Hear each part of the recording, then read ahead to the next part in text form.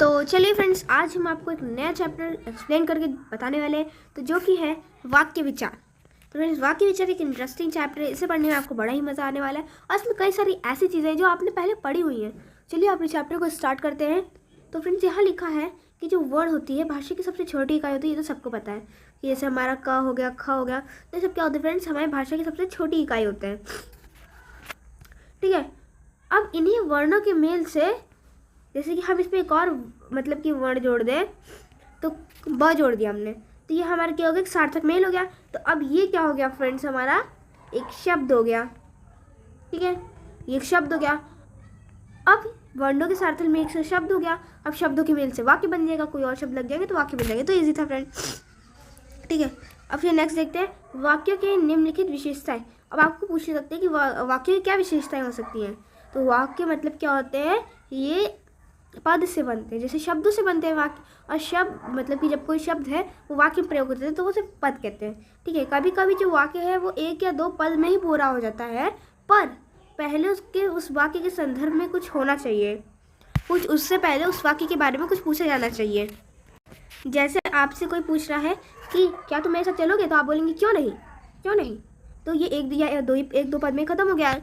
और मतलब इसके पहले कोई प्रश्न पूछा गया इससे रिलेटेड, तो इसे कभी कभी वाक्य एक दो पद में भी खत्म हो जाते हैं। ठीक है, अब देखो, आप बता रहा है कि वाक्य जो है, वाक्यों में शब्दों का कुछ निश्चित क्रम होना चाहिए। जैसे कि हम पूछ रहे हैं आप किसी से कब तक चले, ठीक है, तो ये एक निश्चित क्रम है। अगर हम इसमें लिखे तक कब चले, तो क्या ये सही है? नहीं, तो इसमें एक निश्चित क्रम होना चाहिए हमारा। ठीक है, वाक्यों में शब्दों का संयोजन लिंग, वचन और कारण के अनुसार होना चाहिए। तो इजी था। प्रत्येक वाक्य में क्रिया के साथ पूरा होना चाहिए। आपके हर एक वाक्य में क्रिया का होना बहुत ही ज़्यादा ज़रूरी है। ठीक है, हर एक वाक्य में क्रिया होनी चाहिए। इस प्रकार वाक्य पदों का वह सार्थक समूह है जिसमें पूर्ण अर्थ देने की शक्ति होती है। ठीक है, अब जैसे लिखा है, मोर हमारा राष्ट्रीय पक्षी है, गौरव और गीतिका पाठशाला जा रहे हैं। वाक्य के अंग, पार्ट्स ऑफ सेंटेंसेस। वाक्य के दो अंग होते हैं, एक होता है उद्देश्य और एक होता है विधेय। मतलब दो पार्ट्स में वाक्य को डिवाइड किया जाता है, वो होते हैं उद्देश्य और विधेय। अब देख लेते हैं कि दोनों उद्देश्य और विधेय क्या होते हैं। तो फ्रेंड्स, ये हमारा एक वाक्य हो गया। अब वाक्य में एक पार्ट उद्देश्य होता है और एक पार्ट विधेय होता है। और फ्रेंड्स, अगर हमें विधेय का विस्तार करना है, जैसे उद्देश्य और विधेय का विस्तार करना है, तो उद्देश्य में जैसे कि हमारा एक हो जाएगा कर्ता का विस्तार और कर्ता, जैसे कोई कर्ता रहेगा और उसका विस्तार कैसे होगा, तो हमें एक उद्देश्य का विस्तार सीखना होगा और विधेय का विस्तार। ठीक है फ्रेंड्स, तो कर्ता का विस्तार और कर्ता, और क्रम का विस्तार क्रम, क्रिया का विस्तार। इसका मतलब क्या है फ्रेंड्स, कि आपको सभी चीज़ों का विस्तार करना पड़ेगा। जैसे आपको एग्जाम्पल के साथ समझा सकते हैं। जैसे आपको लिखा है कि शलभ मेरा भाई है, तो अगर आपको उद्देश्य का विस्तार करना है तो क्या बोलेंगे आप, मेरा भाई शलम बहुत अच्छी कविता लिखता है। अब अगर यहाँ पे लिखा होता सिर्फ आपका वाक्य कि लड़के बात कर रहे हैं, ठीक है, ये आपका एक वाक्य फ्रेंड्स। तो अगर आपको इस वाक्य को क्या करना है, ठीक है, तो अब आपको इसका विस्तार करना है, तो ये हमारा उद्देश्य हो जाएगा फ्रेंड्स, और ये हो जाएगा हमारा विधेय। आपको पता है जो मेन पार्ट होता है उसे हम क्या कहते हैं, उद्देश्य, और जो हमारा बाकी का सेंटेंस होता है उसे हम क्या कह देते हैं, विधेय। तो यहाँ पे फ्रेंड्स ये हमारा मेन है और ये हमारा बाकी का क्या हो रहा है उसके साथ ये लिखा है। ठीक है फ्रेंड, तो पहले हम किसका उद्देश्य का विस्तार कर लेते हैं। तो उद्देश्य का हम विस्तार कैसे करेंगे फ्रेंड्स, हम क्या लिखेंगे, लड़के लिखने तो हम लिख सकते हैं मेरे घर के लड़के। ठीक है, तो इसका उद्देश्य का विस्तार हो गया फ्रेंड्स, ये हमारा उद्देश्य का विस्तार हो गया। अब हम विधेय का विस्तार कैसे करेंगे फ्रेंड्स, विधेय का, तो हम विधेय के विस्तार के लिए हम क्या लिख सकते हैं, बात कर रहे हैं, तो बात को हम लोग कैसे लिख सकते हैं फ्रेंड्स, जोर से बात कर रहे हैं। ठीक है, तो ऐसे ही विधेय का विस्तार हो गया। तो फ्रेंड्स, ऐसे ही हम उद्देश्य और विधेय का विस्तार कर सकते हैं। अब यहाँ पे उद्देश्य की परिभाषा दी गई है फ्रेंड्स, जिसके विषय में कुछ कहा जाए वह उद्देश्य कहता है। मतलब आपको कोई वाक्य दिया, जैसे लिखा है रीता सो रही है, तो जिसके विषय में बताया जा रहा है, जैसे रीता के विषय में बताया जा रहा है, तो रीता यहाँ उद्देश्य हो जाएगी। ठीक है, उद्देश्य का विस्तार, हमें वही उद्देश्य का विस्तार बताया जा रहा है फ्रेंड्स। ठीक है, अब जैसे यहाँ लिखा है रोमा गाड़ी, तो रोमा मेरी बहन रोमा, बंदर तो मोटा बंदर, हमें बस उसके आगे विशेषण लगा देना है। ठीक है, हम उसके आगे विशेषण लगा के उसकी शुरुआत कर सकते हैं, इससे हम क्या करेंगे, उसका विस्तार कर लेंगे। अब विधेय पढ़ लेते हैं फ्रेंड्स। तो विधेय क्या होता है, उद्देश्य के जो विषय में बताया जा रहा है, जो कुछ भी उद्देश्य के विषय में बताया जा रहा है उसी को हम क्या कहेंगे, विधेय कह देंगे। अब फ्रेंड्स, हम लोग अपने विधेय के बारे में समझ लिया। अब विधेय का विस्तार देख लेते हैं। जो शब्द क्रिया के कर्म या विशेषण होते हैं, जो शब्द क्रिया के कर्म या विशेषण होते हैं वे विधेय का विस्तार कहलाते हैं। जैसे विमल पढ़ रहा है, ये विधेय है। मोर नाच रहा है, ये विधेय, इसमें नाच रहा है, विधेय है। अब इसका विस्तार क्या होगा? अब फ्रेंड्स वहाँ क्या था, विमल पढ़ रहा है, तो हमने यहाँ क्या डाल दिया, विमल किताब पढ़ रहा है। ठीक है, अब यहाँ पे लिखा है वहाँ लिखा था मोर नाच रहा है, हमने यहाँ क्या लिख दिया, मोर पंख फैला कर नाच रहा है। ठीक है, तो ऐसे हम इसका विस्तार अपने आप से, जरूरी नहीं कि हम उसमें कुछ लिखा हो तभी हम बोले, हम अपने आप से लिख सकते हैं। ठीक है, अब वाक्य के कितने भेद होते हैं फ्रेंड्स? तो वाक्य, अब देखिए आपको ने एक बात नोटिस नहीं की होगी, तो फ्रेंड्स यहाँ पे हमने वाक्य के अंग देखा था। क्या देखा था? वाक्य के 2 अंग होते हैं। तो यहाँ पे फ्रेंड्स हमने अंग देखा था। तो वाक्य के कौन से 2 अंग होते हैं? एक उद्देश्य और एक विधेय। ये अंग हो गए फ्रेंड्स। और यहाँ पे हमने क्या पढ़ा फ्रेंड्स? वाक्य के भेद। ठीक है, रचना के आधार पर, वाक्य के रचना के और अर्थ के आधार पर। तो यहाँ पे हमने क्या पढ़ा फ्रेंड्स? वाक्य के भेद पढ़े। वहाँ पे हमने क्या पढ़ा था? अंग पढ़े। तो इसमें कंफ्यूज मत करिएगा, दोनों के 2 ही भेद होते हैं, पर दोनों के नाम अलग अलग होते हैं। तो रचना के आधार पर वाक्य के भेद। रचना के आधार पर निम्नलिखित 3 भेद होते हैं।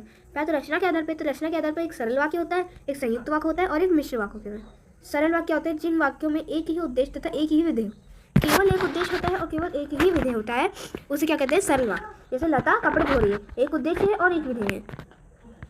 संयुक्त क्या होता है फ्रेंड्स? जब एक से अधिक सरल वाक्य समुच्चय बोधक, मतलब समुच्चय बोधक कौन से चिन्ह होते हैं फ्रेंड्स? ये समुच्चय बोधक, हाँ, योजक की वजह से, कोई भी योजक चिन्ह की वजह से, ये योजक है ना फ्रेंड्स, तो इन सारे योजक चिन्हों की वजह से जुड़ा हो, तो उन्हें हम संयुक्त वाक्य कहते हैं। एक प्रथम वाक्य और दूसरा द्वितीय वाक्य, मतलब पहला और दूसरा वाक्य दोनों किसी योजक चिन्ह से जुड़े हैं, उन्हें ही हम संयुक्त वाक्य कहते हैं। तीसरा क्या है? मिश्र वाक्य। मिश्र वाक्य क्या होता है फ्रेंड्स? कि इसमें एक प्रधान उपवाक्य होता है और एक आश्रित उपवाक्य होता है फ्रेंड्स। तो जो आश्रित उपवाक्य होता है, आप कैसे इसको डिवाइड कर सकते हैं? आश्रित उपवाक्य में जो जैसे ऐसे लिखा रहता है फ्रेंड्स, ये प्रधान वाक्य हमारा अधूरा रहता है और आश्रित उपवाक्य उसे पूरा करता है। तो ये थे हमारे रचना के आधार पर। अब आते हैं अर्थ के आधार पर। तो अर्थ के आधार पर वाक्य के 8 भेद होते हैं। तो फ्रेंड्स आपने इंग्लिश में पढ़ा है कि एक असर्टिव सेंटेंस होता है, इम्परेटिव, एक्सक्लेमेटरी और इंट्रोगेटिव। तो इसमें हमारा असर्टिव क्या हो गया? विधानवाचक। निषेधवाचक हमारा नेगेटिव सेंटेंस हो गया। और तीसरा प्रकार है प्रश्नवाचक। चौथा आज्ञावाचक, विस्मयादिवाचक, संदेहवाचक, इच्छावाचक और संकेतवाचक। तो ये हमारे 8 प्रकार हो गए। तो चलिए एक एक प्रकार को अच्छे से देख लेते हैं। तो पहला प्रकार है हमारा विधानवाचक। विधानवाचक वाक्य क्या होते हैं फ्रेंड्स? जिस वाक्य में किसी बात या काम, अच्छा मतलब ये आपका सिंपल असर्टिव सेंटेंस की तरह होगा, इसमें सिर्फ मतलब एक थोड़ी सी इन्फॉर्मेशन दी जाती है। ठीक है। निषेधवाचक, जिसमें हमारा ना का प्रयोग होता है, हमें नेगेटिव सेंटेंसेस बताए जाते हैं, जैसे मैं कल नहीं आ पाऊंगा, मैं कल यहाँ नहीं रहूँगा, मैं यहाँ नहीं रहूँगा, मैं कल वहाँ नहीं आऊँगा, कल ये नहीं आएगा, ऐसे। ठीक है। प्रश्नवाचक, कोई क्वेश्चन पूछ रहे हैं आप, उससे कोई प्रश्न पूछ रहा है, जैसे तुम कहाँ जा रहे हो, तुम कब आओगे, तुम कितने बजे खाना खाए, तुमने कितने बजे खाना खा लिया था, तो ऐसे। ठीक है। अब चौथा है आज्ञावाचक। आज्ञावाचक में आप किसी को आज्ञा दे रहे हैं कि जाओ अपने घर जाओ, अरे तुमने चलो जल्दी फैन चालू करो, चलो अपना होमवर्क करो, तो ये आज्ञावाचक हो गया। विस्मयादिवाचक, जिसमें आपसे आप मतलब कि कोई शोक, हर्ष, आश्चर्य भाव प्रकट हो रहा है, ठीक है, तो उसे विस्मयादिवाचक कहेंगे। संदेहवाचक किसे कहते हैं? जिस वाक्य में आप किसी चीज़ हो रहा है, आप उसके बारे में संदेह करें, क्या ये हो रहा है, जैसे कि जिस वाक्य के द्वारा किसी बात या काम के होने से संदेह का बोध हो रहा है, वह वापस चला गया होगा, इनको कंफर्म नहीं हो गया होगा कि नहीं, शायद कल हम पिकनिक जाएंगे, शायद जाएंगे, हमें कंफर्म नहीं, हम जाएंगे। इच्छावाचक वाक्य, जिस वाक्य में किसी आशीर्वाद में आप किसी की कामना कर रहे हैं, इच्छा कर रहे हैं, तो उसमें हम इच्छावाचक कहते हैं। जैसे ईश्वर करे तुम्हारा भला हो, तुम्हारा कल का दिन अच्छा हो, भगवान करे तुम्हें सद्बुद्धि दे, ऐसा ऐसा जो आप मतलब मनाते हैं, तो उसे हम इच्छावाचक कहते हैं। संकेतवाचक, इसमें क्या होता है कि कार्य का होना ना होना दूसरे वाक्यांश पर निर्भर होता है, इसमें ज़्यादा कॉमन है फ्रेंड्स, देखिए। और ये मतलब कि ये होगा कि नहीं, इस पर निर्भर रहेगा, ये इंडिपेंडेंट नहीं रहेगा, डिपेंडेंट रहेगा। ठीक है। यदि तुम बोलोगे तो मैं आऊँगा, यदि तुम बुलाओगे, मतलब कि ऐसा नहीं कि मैं खुद से आ जाऊँगा, अगर तुम बुलाओगे तभी मैं आऊँगा, एक शर्त रखिए, मन लगाकर पढ़ोगे तभी अच्छे अंक ला पाओगे। ठीक है फ्रेंड्स। अब फ्रेंड्स हमने अर्थ के आधार पर, रचना के आधार पर वाक्य के 2 भेद देख लिए हैं, भेद। ठीक है। अब हम वाक्य के परिवर्तन देख लेते हैं। सरल वाक्य केवल, मतलब जो एक सरल वाक्य होता है उसमें सिर्फ एक ही उद्देश्य और एक ही विधेय होगा, ये आपको पता है फ्रेंड्स। सरल वाक्य में संयुक्त वाक्य, अच्छा अगर आपको सरल वाक्य को संयुक्त में बनाना है तो इसमें और, पर, परंतु, किंतु, ये सब आपको जोड़ना पड़ेगा।